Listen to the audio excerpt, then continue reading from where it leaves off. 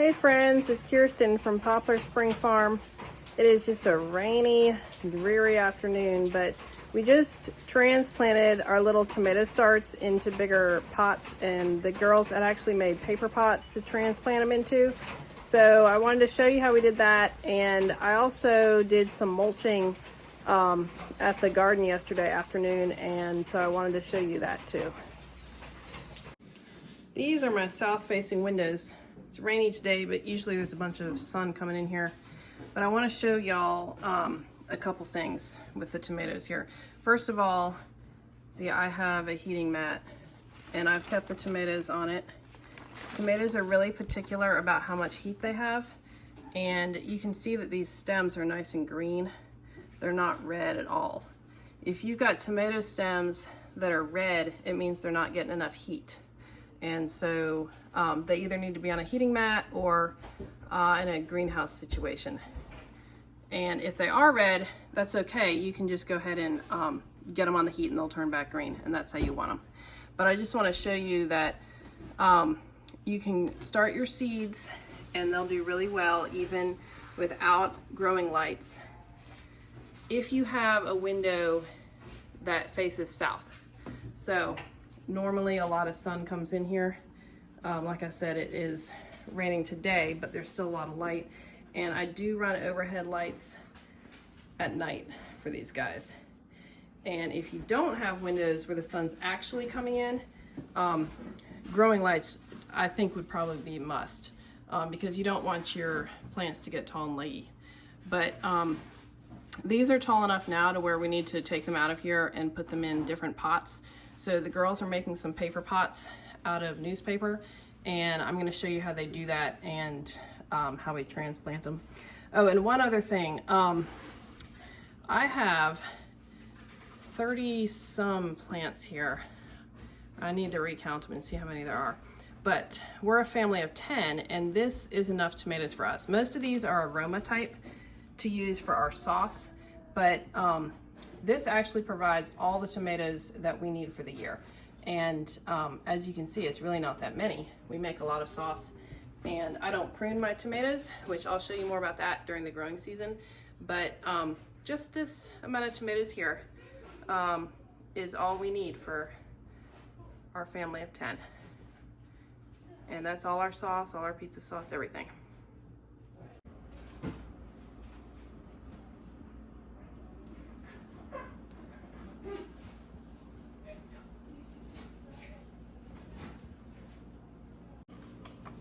Okay, so making the paper pots, this is what the girls do. We use glass peanut butter jars for our drinking glasses, and that's what the girls use as a mold to wrap the paper around. And just one piece of tape right at the bottom. And out comes the pot. These newspaper, is this one layer of newspaper, Mel? Or okay, so just one layer. They're not super thick. Roll it on up.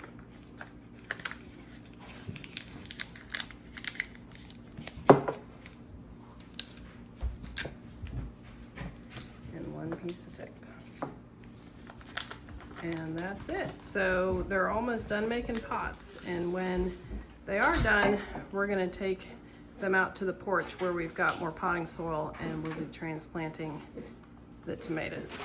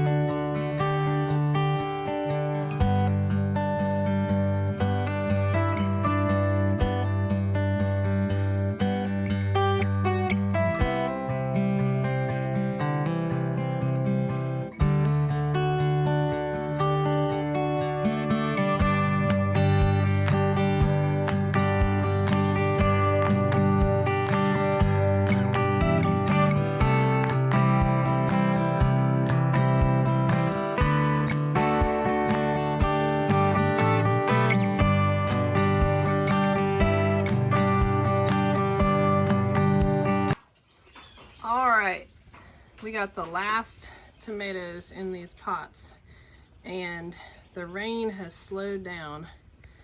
When I was potting earlier, it was just pouring and it was too loud on our tin roof to do any talking. But I want to just show you a couple things with the tomatoes.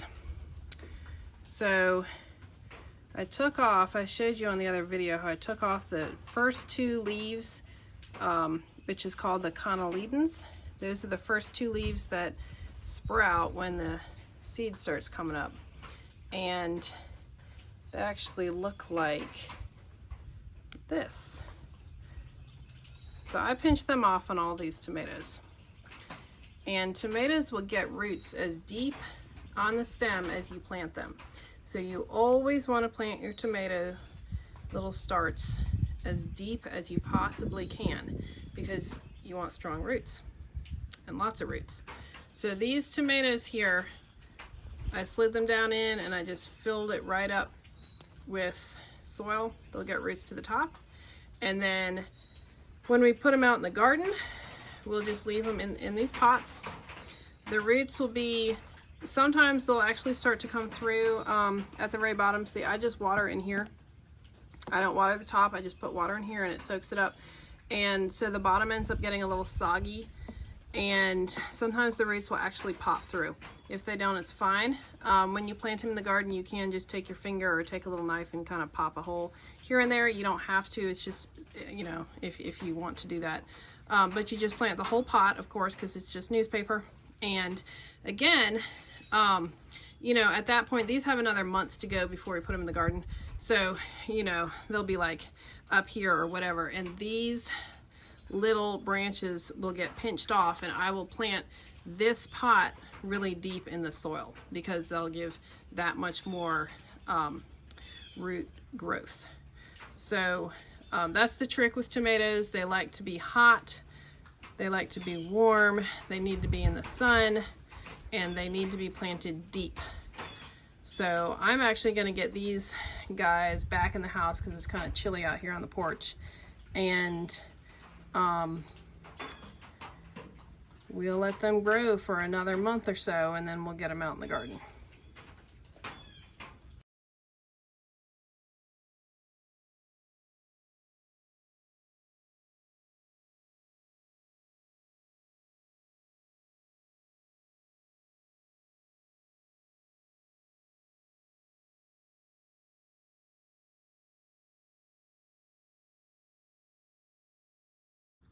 This is where Leroy had dumped a pile of grass clippings and leaves. This time of year it has as many leaves in it as grass, really. But it sat here for, I don't know, a couple weeks or a week, and you can see it's chopped up leaves and some grass, and it's not really turning into dirt yet. It's not been that long, but it will. You can see that this is kind of stuff's gonna rot down pretty quick, and there's been earthworms in it just with it being here in this pile that he dumped. So I'm going to take that over and mulch the broccoli I'm planting. These are the little broccoli plants that I bought from our local farm store, and I bought them before we had a week of frost, and I kept them in the house because I didn't want to set them out then. Broccoli can take frost, that's not a problem, but I didn't want to set out plants that had not put their roots down yet and then have the weather get down. It frosted, some light frost, but we also had some frost go into the 20s. I guess it was the high 20s, but still. So I kept them in the house for a week and a half, I think, and which is not really what I had planned to do, but now we're setting them out and I'm mulching them real thick. So that's the dirt level down there, and then when I mulch nice and thick. We already watered them, and we're supposed to get rain tonight and all day tomorrow and into the next day a little bit. So I have lettuce that I planted in the garden, but I also got a few lettuce plants. So we have I think 24 broccoli plants and probably about 20 lettuce plants. There's more up there. and that'll be enough. This is not our main crop of broccoli. We do that in the fall. But this will be some nice spring broccoli to eat with our lettuce, and this lettuce will be ready soon. The other lettuce that we have is still real small. Let me go ahead and finish mulching these, and if I have enough, I'm going to start mulching the next bed, but I have a feeling I'm going to run out because I want to get these mulched real thick, and then it's going to be time to cut some more grass so I can keep going with this.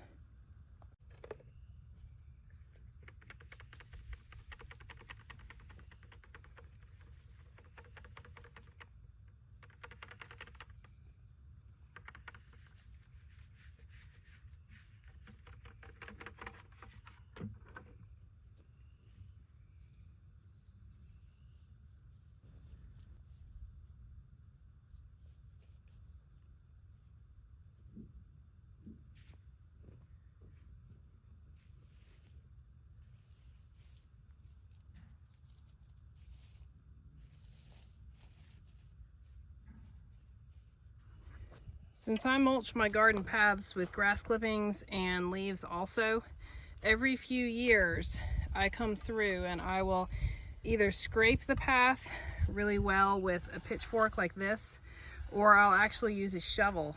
This looks deep enough that I could use a shovel here and just skim the top layer of dirt off, because as you can see, the dirt has, the grass clippings have rotted down and turned into black dirt.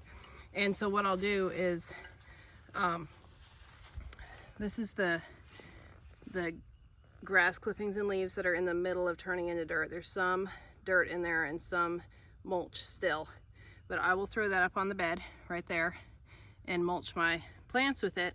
And then in areas that I do not have planted yet, I will dig down deeper and I will make my raised beds higher just using this dirt right here. And you may have heard me say this in other videos, but what I consider a raised bed are these beds here.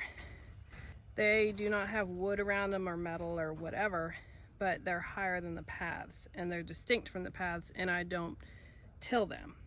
So this is what I always call a raised bed. That's what my mom called a raised bed, and maybe we'll call it a poor man's raised bed because there's no wood around it. I don't know, but that's what I've always done. Actually, for a little bit of time I had some cull lumber and we made some raised beds, but because it was cull, it only lasted so long, and then snakes were actually getting in them, and so we got rid of those. But normally through my years of gardening, I don't know if you can really see, I think you can tell it's a hill. My raised beds are hills, and then there's paths between them. So as the path gets thicker, because it's rotted down, the years of mulching it, that dirt gets scooped up, it gets put on top of the raised bed over here, or whatever raised bed. It makes the raised bed higher, it makes the path lower, and then the raised beds grow like that. So I just wanted to show that to you, and I want to encourage you, you don't have to go spend a bunch of money, you don't have to buy, pre-made raised beds, you don't have to buy a bunch of lumber. You can just do this if you want to make raised beds this way.